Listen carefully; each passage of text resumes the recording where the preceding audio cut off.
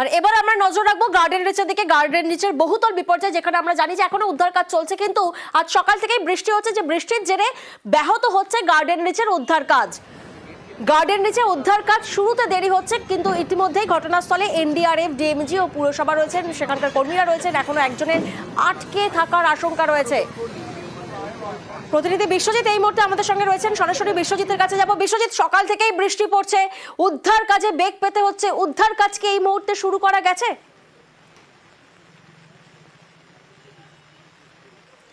দেখো, একবার শুরু হয়েছিল কিন্তু আবারও বৃষ্টি এসেছে, আর সেই বৃষ্টিতে বারবার বিঘ্নিত হচ্ছে।